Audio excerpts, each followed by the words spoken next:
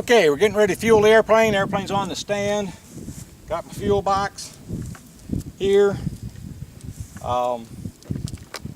Very simply, first thing you do is you pull off the line to the muffler, insert your overflow tank. Then you pull out the fill line, insert the tube from the gallon of fuel, and you start cranking. Now you can crank and count. Should be about 30 to 40 cranks, somewhere in that range. But we won't bother to count. We'll just watch the fuel go into the overflow tank.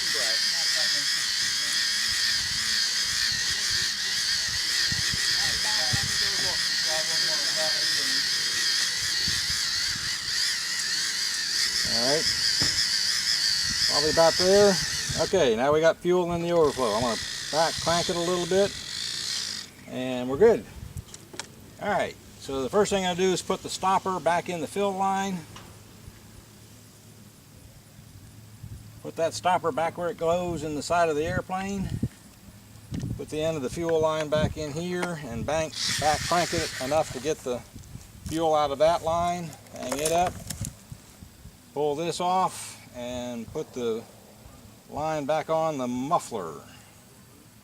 And we are now fueled. Okay, get ready to crank the engine. First thing I'm going to do is make sure that this is connected to the battery. So we'll put the battery connection in, and just put the battery back in there. Put this on the ground. Alright, I think we're ready to start the engine up for the first time today. Going to turn the radio on. Everything's set with that. Wait till it warms up. Okay, on and working. Turn the airplane switch on. And I'm going to test the servos. So those look good. Rudder looks good. Throttle looks good. Check the throttle trim. Throttle trim is down a little bit. I'm going to put it up just a little bit. And I'm open the throttle about 20%, maybe 30, that range.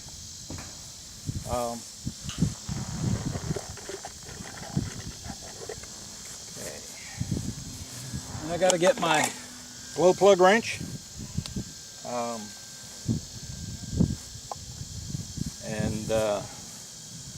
We'll give it a crank. Oh, before I crank it, I forgot one thing. First flight of the day, I always prime it. So I open the throttle all the way and give it one, put my thumb over the carburetor, 2, 3. 3 cranks is enough. I can see the fuel in the fuel line coming in. So pull the throttle back to idle and up to 20%. Put the glow starter on.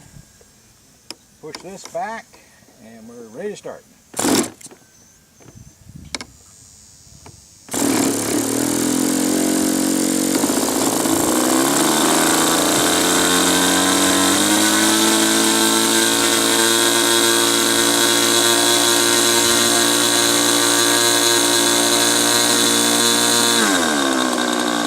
Always walk behind the airplane to take this off.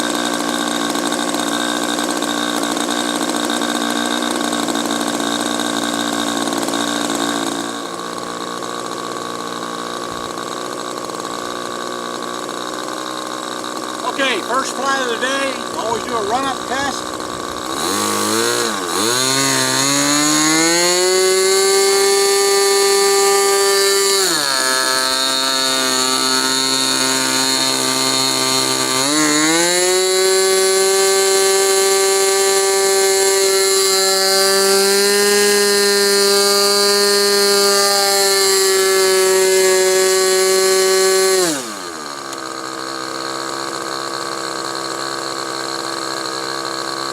Okay, you have to be careful. What you heard was the main wheel hit my throttle. I probably should have had that radio a little further over.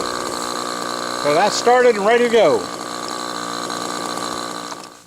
Okay, I wanted to make a comment about what you just saw in the video where I ran the engine up to 100% and back and up to 100% and held the airplane up in the air.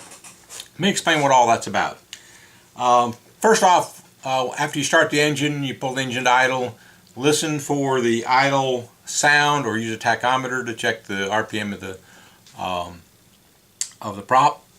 And you just want to make sure that the idle is smooth and steady. Not too fast, not too slow. Then you apply throttle 100% in a smooth but steady up to 100%, and listen if there's any hesitation. And you pull the engine back quickly, and you put it back to 100% reasonably quickly, and you listen again for any hesitation. Then you hold the airplane vertically with it at 100%. And what you listen for is any RPM decrease or hesitation or coughing or whatever.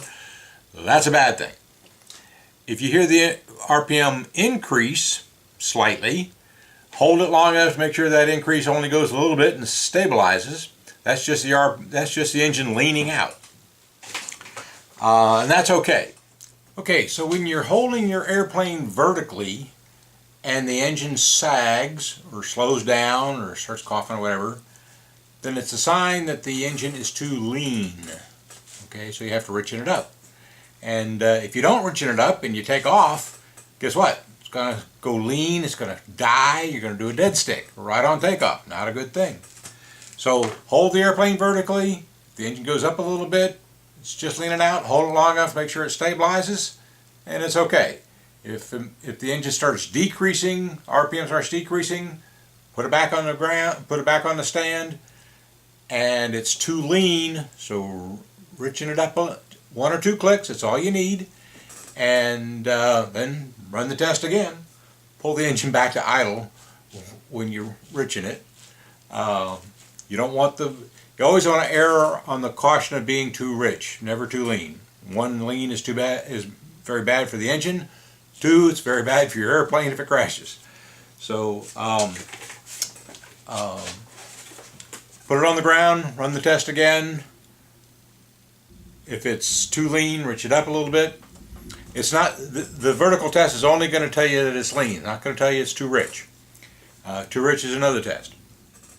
So if you want to test the engine to see if it's too rich, then you use a pinch test. The pinch test is to take a pair of forceps, run the power up to 100%, and pinch the fuel line. If the engine should increase slightly, 200-300 RPM, and then die. If the engine quits as soon as you pinch it, it's too lean. If the engine RPM goes way up and then quits, then it's too rich. So the pinch test will tell you it's too rich. The vertical test will tell you it's too lean. The pinch test will also tell you if it's lean, because if it just dies right away. So those are the tests that I use. So I hope that helps. And one more point I'm going to add is that of all the lean and rich tests that I know about, the one I believe in the most is the vertical test, because the vertical test is going to tell you that it's going to fly when you take it off and you pull it up to make your first turn. It's going to keep flying. So that's why I like the vertical test the most. You have to be very careful to hold it tightly, not squeeze it to death, but it's not that hard. It's the power on the airplane for a size 40 engine, 46 engine, is not that bad. Just hold it vertically, make sure nobody's around you, and also have the radio there to put it back down soon when you put the airplane back down to cut the engine. So hope you enjoyed this one, and stay tuned for the next video.